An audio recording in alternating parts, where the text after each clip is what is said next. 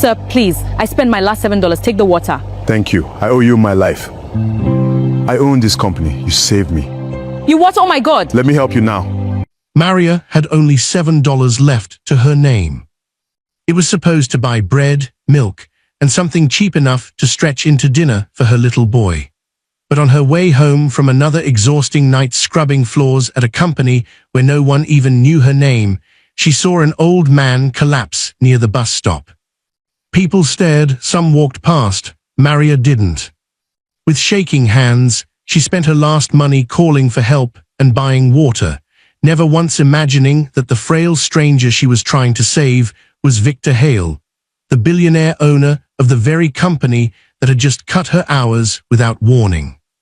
By morning, Maria returned to work hungry, broke, and terrified she might lose the tiny apartment she called home. Then a black car pulled up outside the building.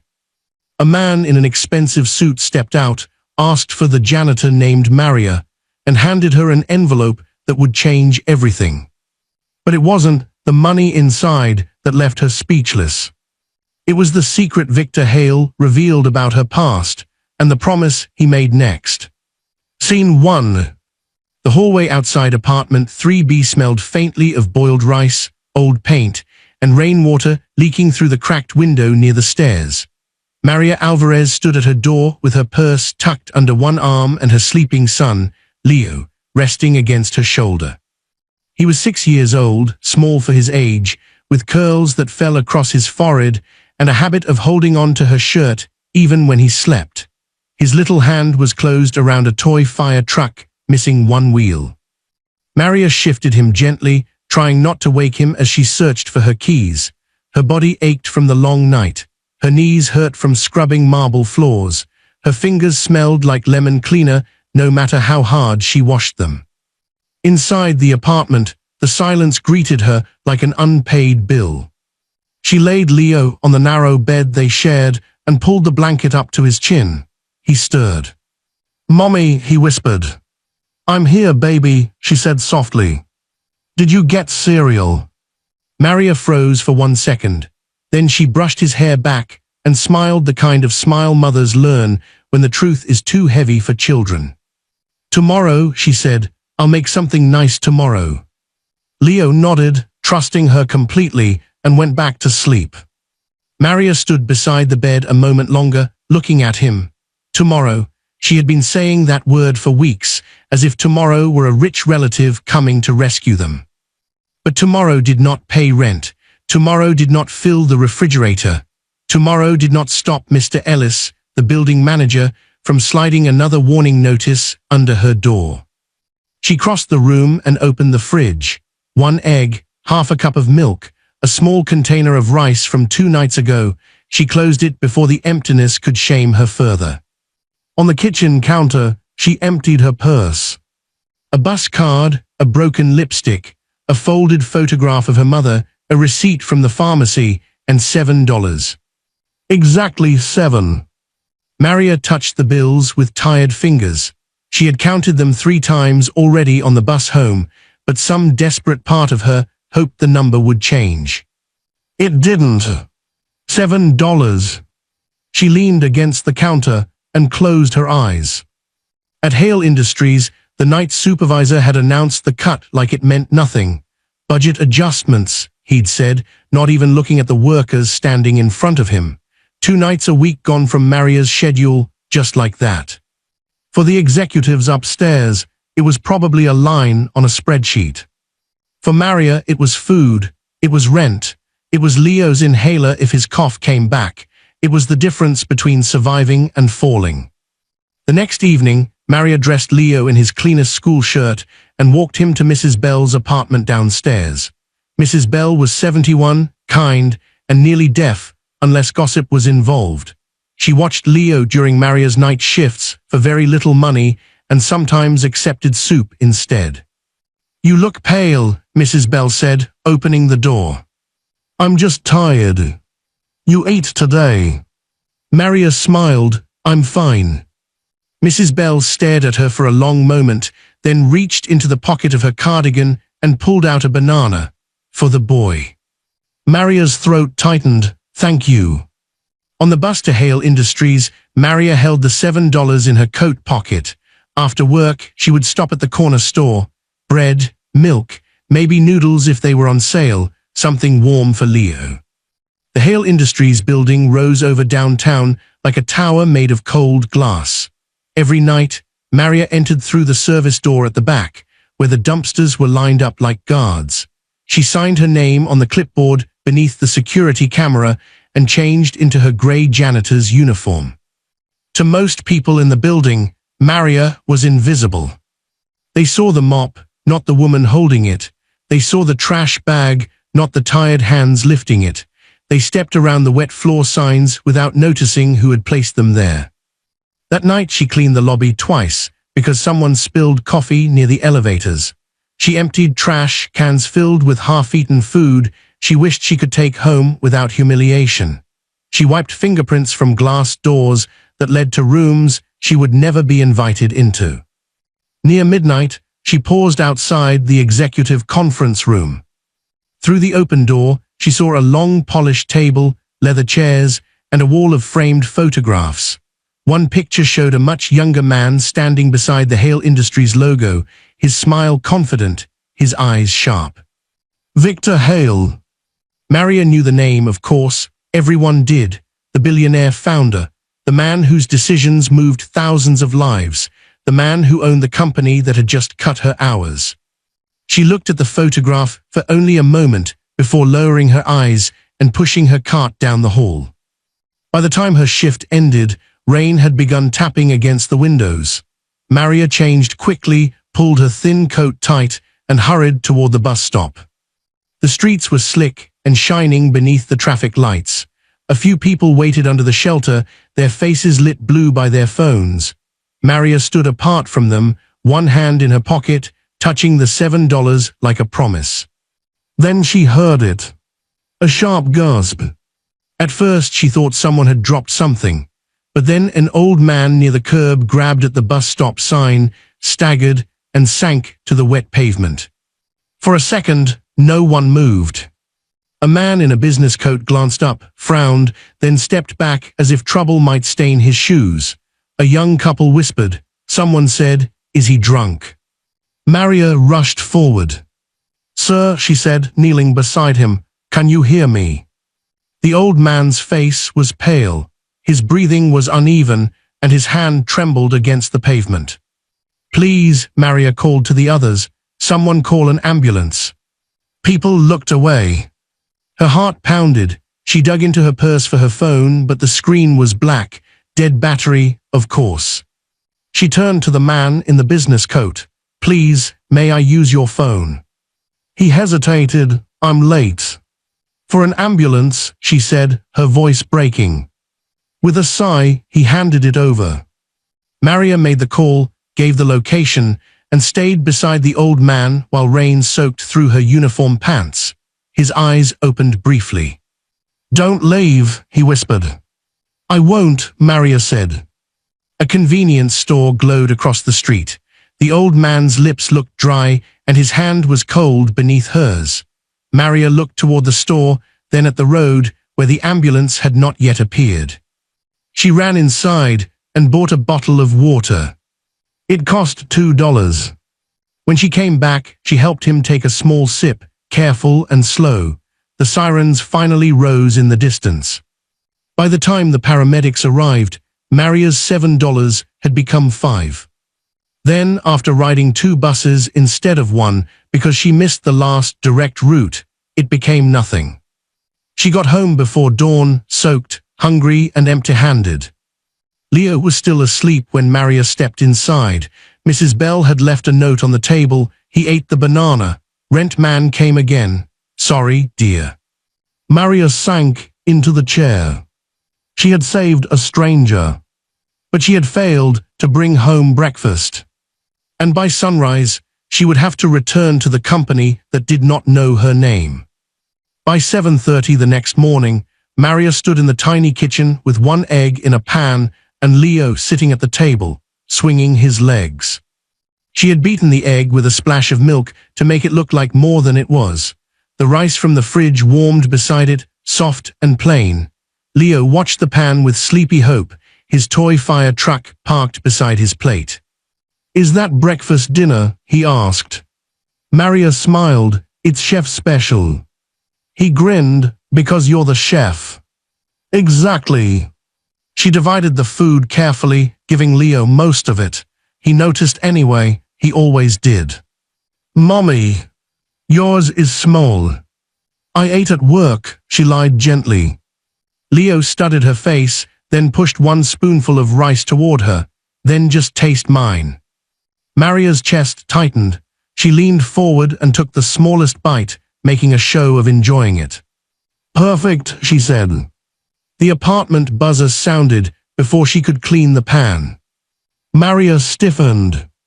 Leo looked toward the door. "Is it Mrs. Bell?"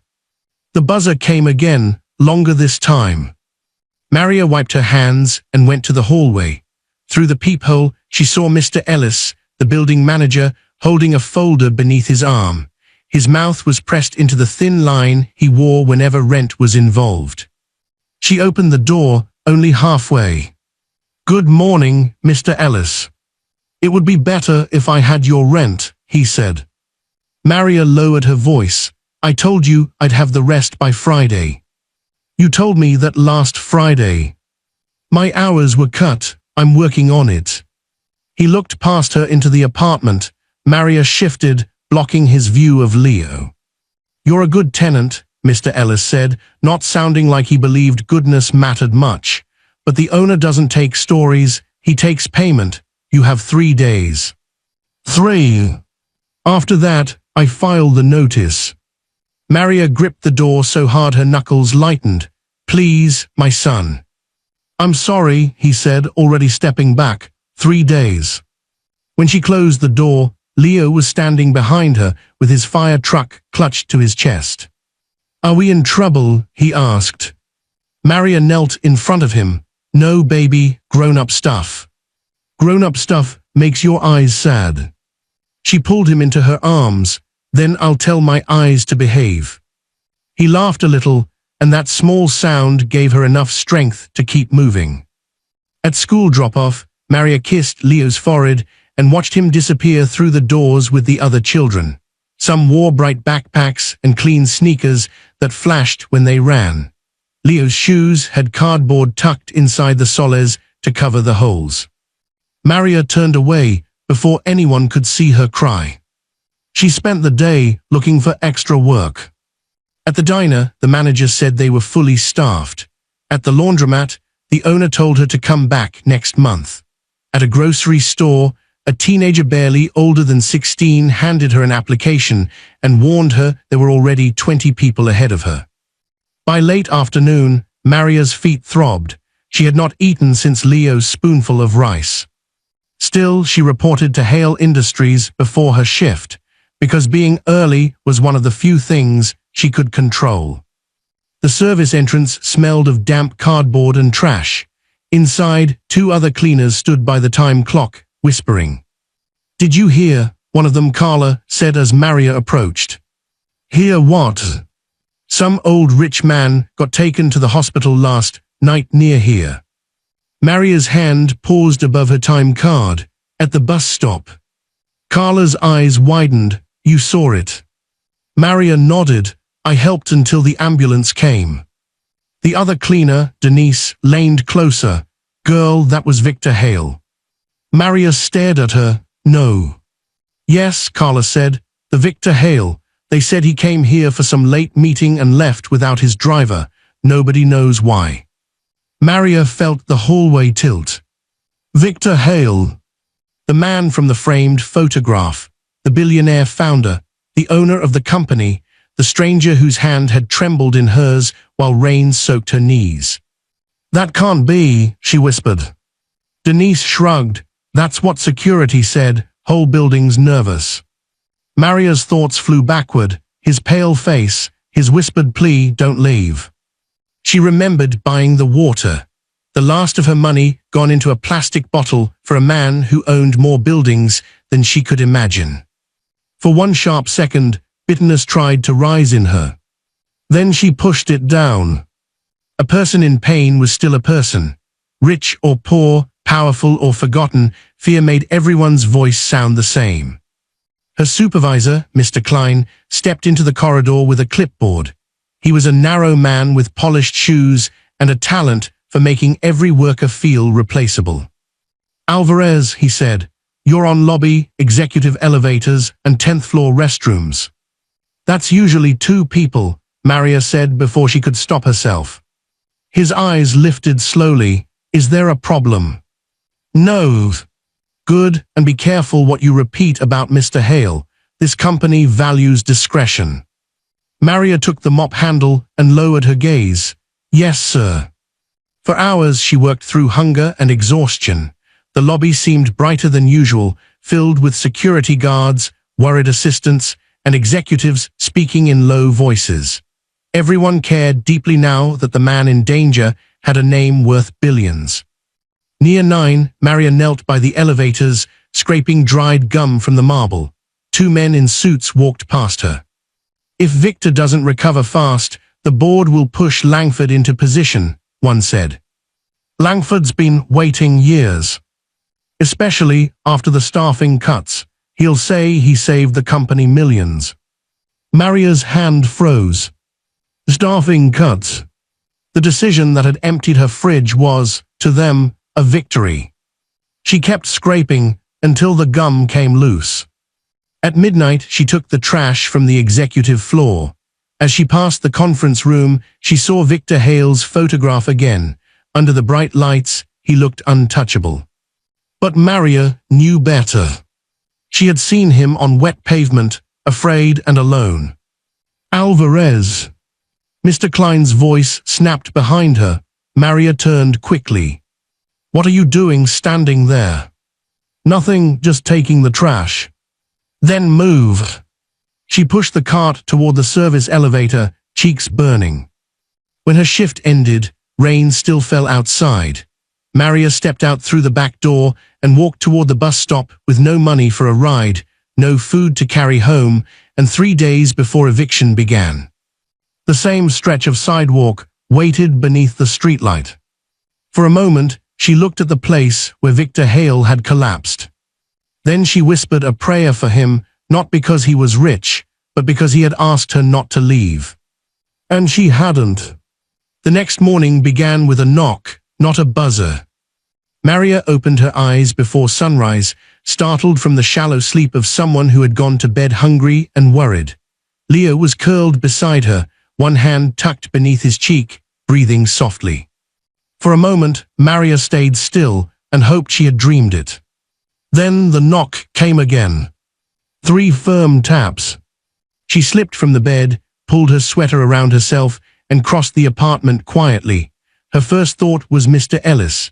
Her second was that 3 days had somehow become 3 hours. But when she looked through the peephole, she did not see the building manager. A man in a dark suit stood in the hallway. He was tall, clean-shaven, and perfectly still, with a leather folder under one arm. Behind him, near the stairs, stood another man who looked like a driver. Maria's stomach tightened. She opened the door, with the chains still latched. "Yes." "Maria Alvarez," the suited man asked. His voice was polite, but official enough to make her nervous. "Yes. My name is Daniel Pierce. I represent Mr. Victor Hale." Maria's hand tightened on the door. Leo stirred behind her. "Mommy."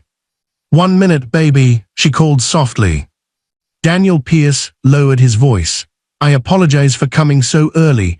Mr. Hale asked that I find you as soon as possible." "Find me," Maria repeated. "Yes, may I speak with you?" Maria looked down at her worn sweater, then back at the stranger in the expensive suit. Every instinct told her to be careful. People with money did not come to apartments like hers unless they wanted something signed, taken, or silenced. "What is this about?" she asked. "Last night," he said, "at the bus stop, you helped Mr. Hale." Maria swallowed. "Is he all right?" A small change passed over Daniel's face, not quite a smile, but close. "He is recovering. The doctors say your quick action helped prevent things from becoming much worse. Maria leaned against the doorframe. Relief came so suddenly, it made her knees weak. Thank God, she whispered.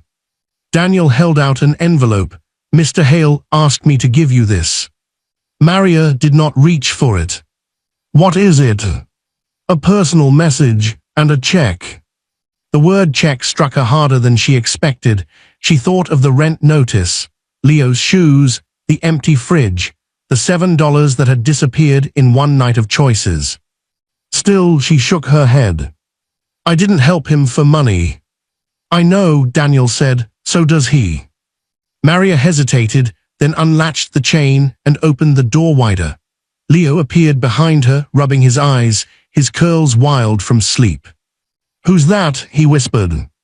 Daniel's expression softened. Good morning. Leo hid behind Maria's leg. Maria took the envelope, but did not open it. It felt heavy in her hand, as if paper could carry the weight of a life changing. Mr. Hale would like to meet you, Daniel said. Maria looked up quickly. Meet me. Yes, today, if possible. I have work tonight. At Hale Industries, correct. Her face warmed. You know that too. We confirmed it this morning. Something about that made Maria feel exposed. Her life had been invisible yesterday. Today, rich men knew her name, her address, and her job. Daniel seemed to understand her discomfort. Mr. Hale insisted we handle this respectfully, he said. You are not in trouble, Ms. Alvarez. Then why does it feel like I am? Daniel paused, because people like us usually arrive after trouble has already happened. Maria looked at him, surprised by the honesty. Leo tugged on her sleeve. Mommy, I'm hungry. The words landed between them. Daniel looked away first, giving her the dignity of pretending not to notice too much. Maria's cheeks burned. Excuse me. She carried the envelope to the table and opened it with trembling fingers. Inside was a folded note written in dark ink. Maria, you stayed when others walked away. I remember your voice. I remember your hand holding mine. I remember the water. Please accept this with my gratitude, though it is not enough. Victor Hale. Behind the note was a check. Maria stared at the amount. $10,000. The room blurred. She sat down hard in the chair. Mommy, Leo asked, frightened now. Maria tried to speak, but no sound came. $10,000 was more than money. It was rent, food, medicine, shoes, breathing room. It was a locked door staying theirs. It was tomorrow finally arriving. Daniel stepped closer, but kept a respectful distance. Mr. Hale wanted it to be more. His doctors convinced him not to handle business from the hospital bed, but he was very clear that this was only the beginning. Maria shook her head slowly. I can't accept this. Why not? Because it's too much. Daniel glanced around the small apartment, not with judgment, but with quiet understanding. With respect, Ms. Alvarez, I don't think it is. Maria looked at Leo, who was watching her with worried brown eyes. Pride rose in her, sharp and familiar. It had carried her through years of closed doors, but pride had never filled a lunchbox. Pride had never paid rent. She folded the check carefully and placed it back in the envelope. I'll meet him, she said, but I need to take my son to school first. Of course. And I don't want cameras, no reporters, no story about the poor janitor who saved the billionaire. Daniel's face became serious. Mr. Hale said the same thing. Maria looked at him sharply.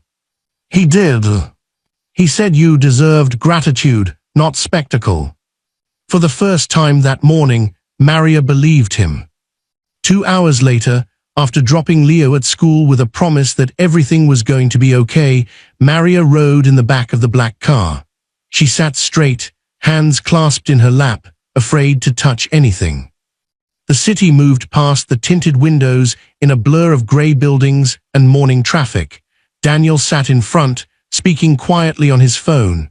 Maria stared at the envelope in her hands. At the hospital, they entered through a private side entrance. The halls smelled of flowers, antiseptic, and money.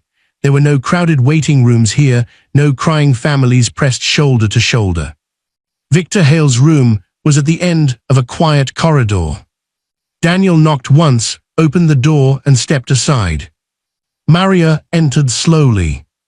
The man in the hospital bed looked older than the photograph at Hale Industries. His silver hair was combed back, his face pale, his body connected to quiet machines, but his eyes were open. Sharp, tired, alive. When he saw Maria, he smiled. "There you are," he said, his voice rough but warm. "The woman who refused to let me die alone on a sidewalk." Maria stood frozen near the door. "I only did what anyone should have done." Victor's smile faded slightly. "Yes, that is what makes it rare." Maria looked down, uncomfortable beneath his gaze. "Thank you for the check," she said. "It will help more than I can explain." "I suspect I know more than you think," Victor said. Something in his tone made her look up. He reached toward the bedside table and picked up an old photograph. His hand trembled, but his eyes did not leave her face. "I asked Daniel to find you because of what you did," he said, "but when he brought me your name, I realized something else." Maria's heart began to beat faster. Victor turned the photograph toward her.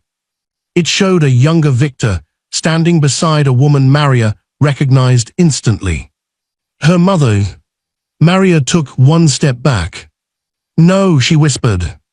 Victor's voice softened. "Your mother saved my life once too." Maria stared at the photograph until the hospital room seemed to shrink around her. Her mother's face looked back from another life. Isabel Alvarez was young in the picture, her dark hair pinned neatly, her smile shy but bright. Maria remembered that smile from childhood mornings, from nights when Isabel bent over a sewing machine for extra money, from the final hospital bed where her voice had grown thin but her hand had stayed warm. Maria touched the edge of the photo. "My mother knew you." Victor nodded. "She did, a long time ago. She never told me. I asked her not to." Maria looked up sharply. "Why?" Victor closed his eyes as if the answer hurt. "Because I was ashamed." Daniel Pierce stood near the door, silent and watchful. Victor lifted a hand. "Leave us, Daniel." When the door closed, Victor turned back to Maria. 30 years ago, Hale Industries was not a tower of glass. It was 3 rented offices, unpaid bills, and a young fool pretending confidence could replace wisdom. I trusted the wrong partner. He stole from the company, forged papers, and nearly ruined everything. Maria sat slowly in the chair beside him. One stormy night, after I discovered what he had done, I drove away angry. My car slid off the road near the old East Bridge. I was trapped. Your mother was walking home from a diner shift. She saw the wreck, climbed down the embankment, and stayed with me until help came. Maria's throat tightened. That sounds like her. She ruined her coat that night, missed her last bus, lost her job the next morning because she arrived late. She lost her job helping you, Maria whispered. Victor nodded, shame plain on his face. I offered money, she refused, so I offered work. At Hale Industries. Yes, filing at first. Later, bookkeeping. She was careful, brilliant with numbers, and honest in a way that made dishonest men afraid. Maria thought of her mother's old metal box, the one filled with tax papers, birthday cards, and documents Maria had never understood. She worked for you before I was born.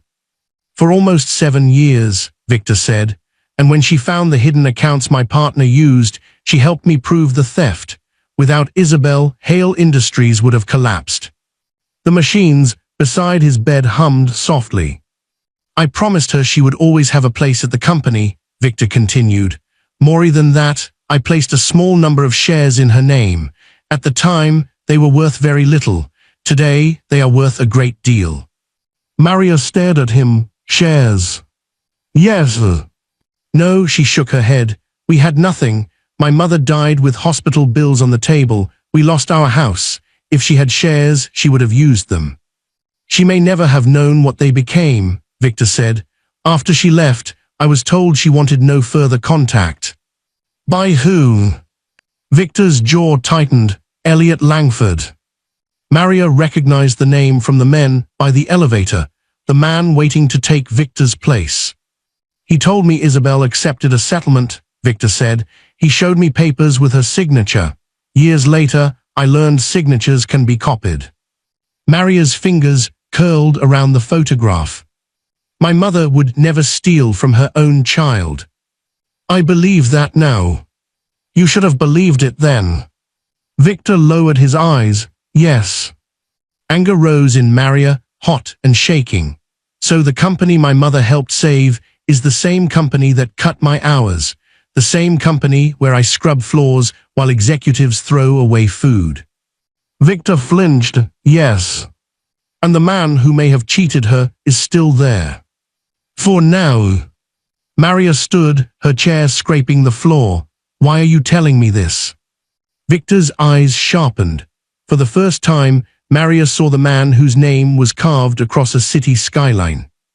Because yesterday you saved my life before knowing who I was. Years ago, your mother did the same. I believe I have been given one more chance to make this right. A check does not make this right. No, Victor said, it does not. He reached for a folder on the bedside table and pulled out a document. I have ordered a full investigation into Langford and every executive tied to those staffing cuts. Your job will be protected. Your hours will be restored. Every cleaner affected will be reviewed for back pay. Maria blinked, stunned. And my mother, she asked. My legal team is reopening the trust connected to her shares. If the documents prove what I believe, what belonged to Isabel belongs to you. Maria looked again at the photograph. Her mother's smile seemed different now, not sad, but waiting. Victor's voice softened.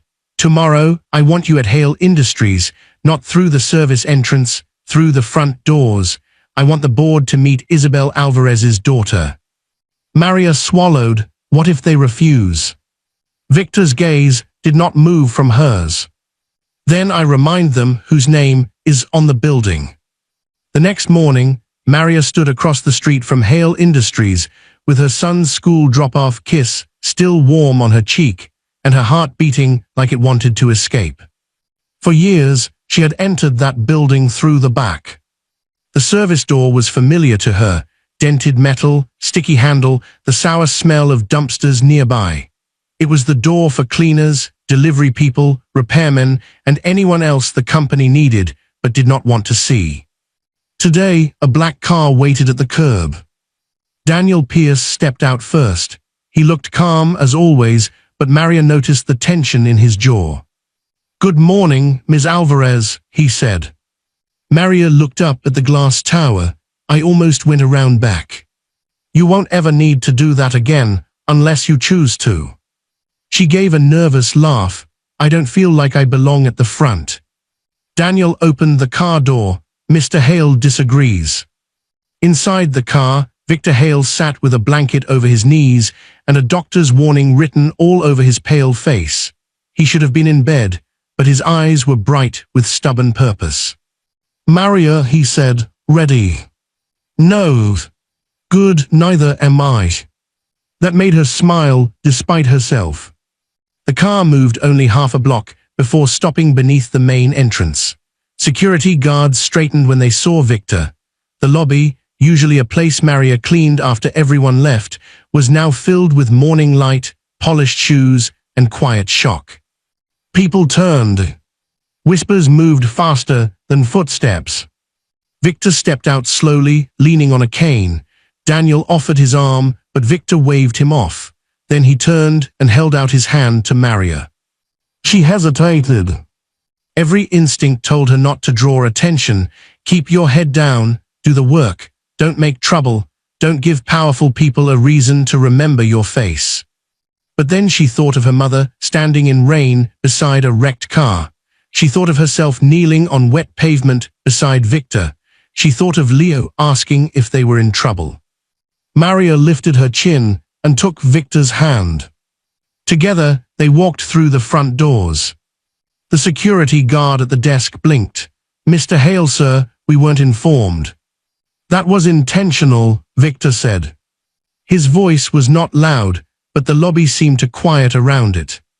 They crossed the marble floor Maria had scrubbed until her knees hurt.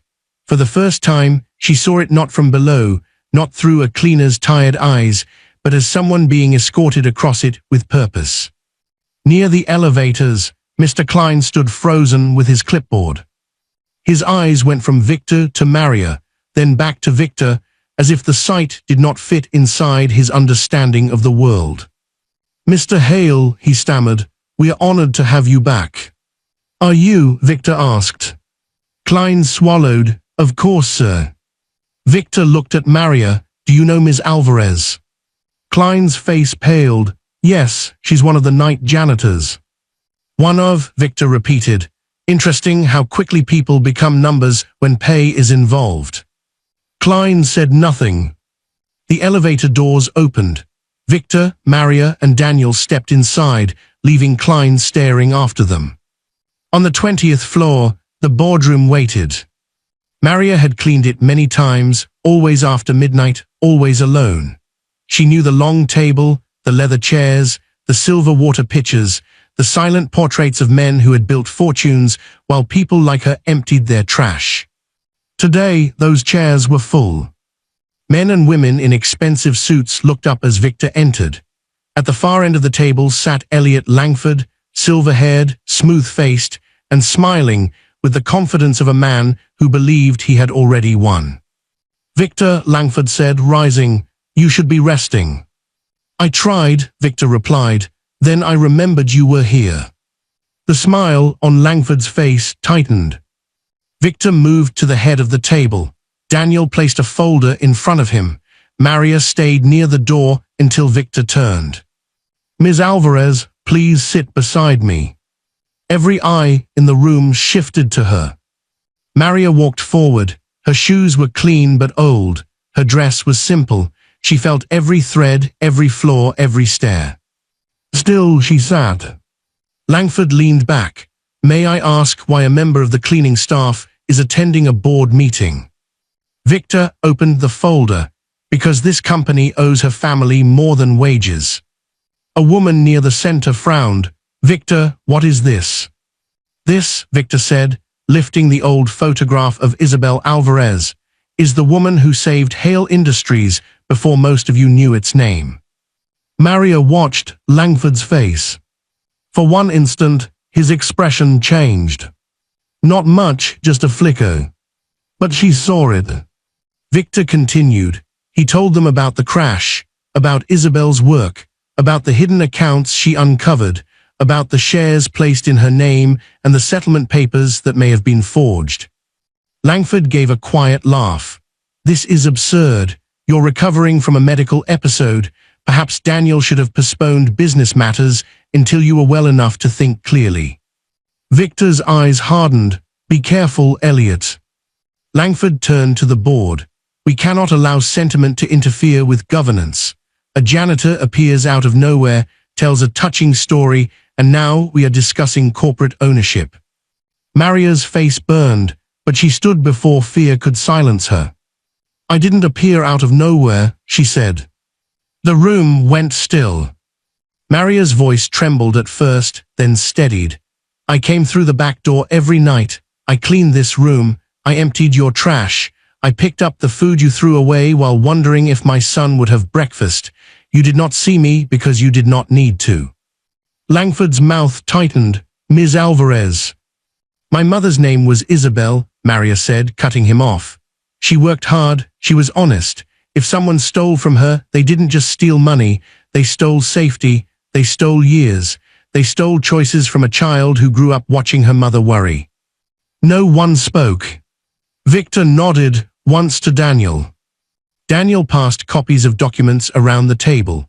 Preliminary forensic review shows irregularities in the alleged settlement signature. We have also found archived correspondence indicating Ms. Isabel Alvarez asked about missing share statements more than once. Langford stood. This is a theatrical ambush. No, Victor said. This is accountability. 2 security officers entered quietly. Langford looked at them, then at Victor. For the first time, his confidence cracked. You would humiliate me over a cleaner. Victor rose slowly, leaning on his cane. I would burn my own name off this building before letting it stand on what you did to Isabel Alvarez. Maria felt tears in her eyes, but she did not lower her head. Victor turned to the board. Effective immediately, Elliot Langford is suspended pending investigation. The staffing cuts are frozen. A wage review begins today. Every contractor and hourly worker affected will be audited for back pay, and Ms. Alvarez will remain under my personal protection until her family's claim is resolved. Langford's voice dropped coldly. You'll regret this. Maria looked at him then. For years, men like him had frightened her because they could take things away. But he had already taken so much. No, she said quietly, you will. As security escorted Langford from the room, Maria sat back down, shaking. Victor leaned toward her. Your mother would have been proud. Maria looked at the photograph resting on the table. For the first time in years, she believed that maybe her mother had not left her with nothing. Maybe she had left her a truth strong enough to open the front doors. 3 weeks later, Maria returned to Hale Industries, carrying a small blue lunchbox in one hand and Leo's backpack in the other. This time, she did not pause across the street. She did not look toward the alley where the service entrance waited beside the dumpsters. She did not wonder which door was meant for people like her. She walked straight through the front. Leo skipped beside her, his repaired fire truck tucked beneath one arm.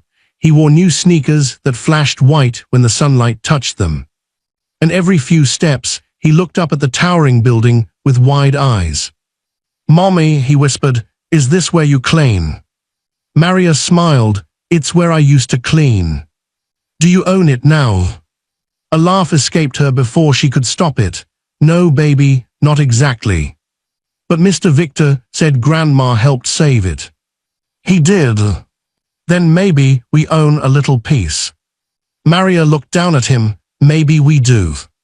The truth was still being untangled by lawyers, investigators, and people who used words Maria was learning slowly.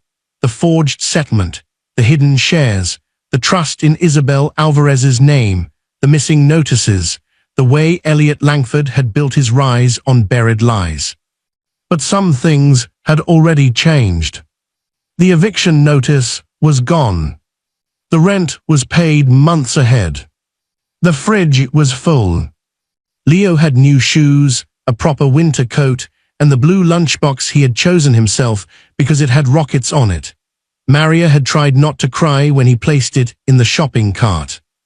And at Hale Industries, the night cleaning crew had received their restored hours, back pay reviews, and something Maria had never seen there before, respect. Mr. Klein no longer barked orders with his clipboard pressed to his chest. In fact, Mr. Klein no longer worked there. Denise said he had chosen to pursue other opportunities, which made Carla laugh so hard she nearly dropped a mop bucket. Maria and Leo stepped into the elevator with Daniel Pierce. Leo stared at Daniel's polished shoes. Are you a spy? Daniel blinked, then adjusted his tie. Not usually. Do spies say that? Maria covered her smile. Daniel leaned down slightly. A good spy probably wouldn't. Leo nodded, satisfied. That's what I thought.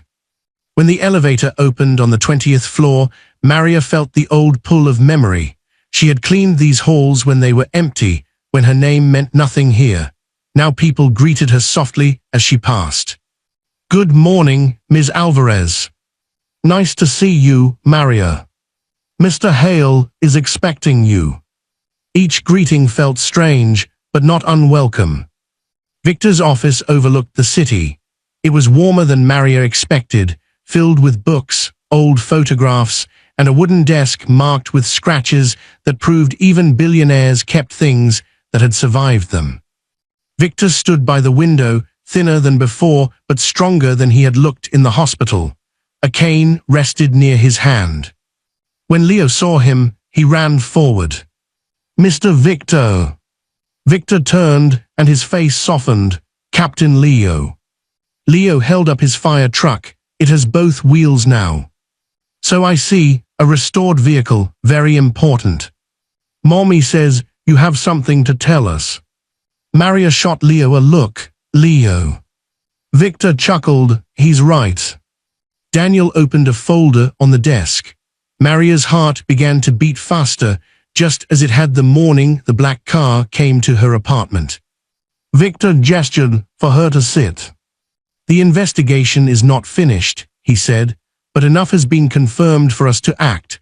Your mother's shares were never lawfully transferred. The trust connected to them belongs to her heir."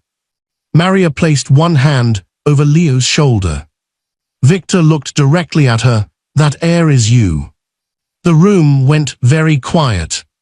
Maria did not ask how much. For some reason, the number frightened her. Money had always been something counted in coins, overdue bills, and choices made at grocery shelves. The idea of a fortune did not feel real. It felt like standing at the edge of an ocean after living beside a dry well. Victor seemed to understand. "You do not need to decide anything today," he said. "You will have independent lawyers, financial advisors who answer to you, not to me. Daniel will help arrange them, but only with your approval." Maria looked at the old photographs on Victor's shelf. In one of them, her mother stood beside a row of filing cabinets, smiling with a pencil tucked behind her ear. "She should be here," Maria whispered. Victor's eyes grew damp. "Yes, she should." Leo climbed into Maria's lap, too big for it, but welcome there. "Does this mean Mommy doesn't have to be scared anymore?" Maria closed her eyes. For years, fear had lived with her like another tenant. Fear of rent, fear of sickness, fear of phone calls from school, fear of bills in envelopes, fear of being one bad week away from losing everything. She opened her eyes and kissed the top of Leo's head. "It means we can breathe," she said. Victor reached for another document. "There is one more thing." Maria gave a tearful laugh. "Of course there is." Victor smiled faintly. "The board has approved the Isabel Alvarez Worker Relief Fund. It will support hourly employees facing emergency hardship, rent, medical needs, childcare, transportation. No employee in this company should have to choose between helping a stranger and feeding their child." Maria's tears spilled over. "You named it after her." "I should have honored her years ago," Victor said. "I will not waste the time I have left pretending regret is enough." He slid a pen across the desk. "I would like you to serve as the first director of the fund." Maria stared at him. "Me? You know what people need because you have lived it. You know what gets ignored because you were ignored. That makes you more qualified than anyone in this building." Maria looked down at the pen. She thought of her mother climbing down a stormy embankment to save a young man who would one day become powerful. She thought of herself kneeling in rain beside that same man decades later. She thought of $7, a bottle of water, and the terrible beauty of doing the right thing when it cost everything. Then she took the pen. Her signature looked small on the page, but it did not feel small. Victor stood carefully. "Welcome to Hale Industries, Ms. Alvarez." Maria shook his hand. "No," Leo said suddenly. Everyone looked at him. He grinned. "Say welcome through the front door." Victor's laugh filled the office, warm and surprised. Maria pulled Leo close and looked out over the city. Somewhere below, buses hissed at curbs. People hurried through rain and sunlight, carrying private burdens no one else could see. She knew she could not save everyone. But now, because of her mother's courage and one choice made with her last $7, she could open a door for some of them. And this time, it would be the front one.